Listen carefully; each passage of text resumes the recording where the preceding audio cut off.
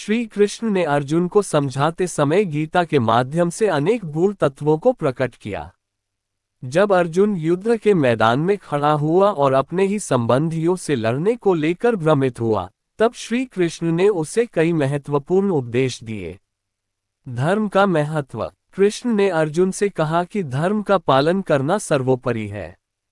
अर्जुन को यह समझाया गया कि कर्तव्य धर्म का पालन करना जरूरी है, भले ही उसमें व्यक्तिगत पीड़ा हो। युद्ध में भाग लेना अर्जुन का कर्तव्य था, क्योंकि वह एक योद्धा था। आत्मा का शाश्वत स्वरूप।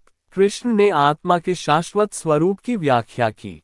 उन्होंने बताया कि आत्मा न तो जन्मती है और न ही मरती है, ये केवल शरीर को छोड़ती है। इसलिए अर्जुन को अपने संबंधियों के प्रति मोह को त्याग कर अपने कर्तव्यों का पालन करना चाहिए। कर्मयोग का सिद्धांत। कृष्ण ने अर्जुन को कर्मयोग का सिद्धांत समझाया।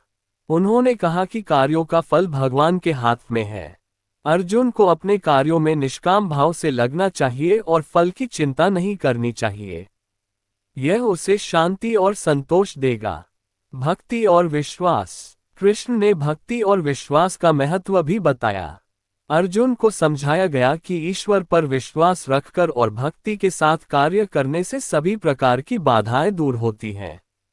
जब हम अपने कर्मों में ईश्वर को समर्पित कर देते हैं, तो वह हमें सही मार्ग दिखाते हैं। जीवन की अनित्यता। कृष्ण ने अर्जुन को जीवन की अनित्यता के बारे में भी बताया। उन्होंने कहा कि इस दुनिया में सब कुछ क्षणिक है।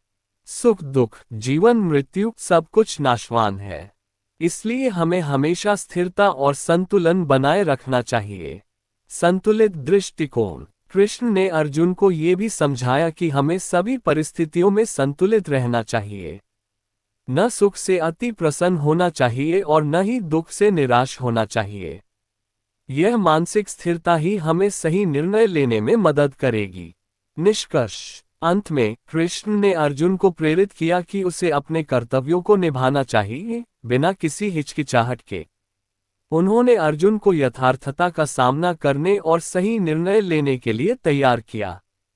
इस प्रकार श्री कृष्ण ने अर्जुन को जीवन के गहरे सिद्धांतों के बारे में जागरूक किया और उसे सही मार्ग पर चलने के लिए प्रेरित किया।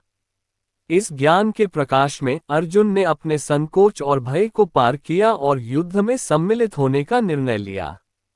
इस प्रकार श्री कृष्ण ने न केवल अर्जुन को समझाया, बल्कि मानवता को भी गीता के माध्यम से जीवन का मार्गदर्शन दिया।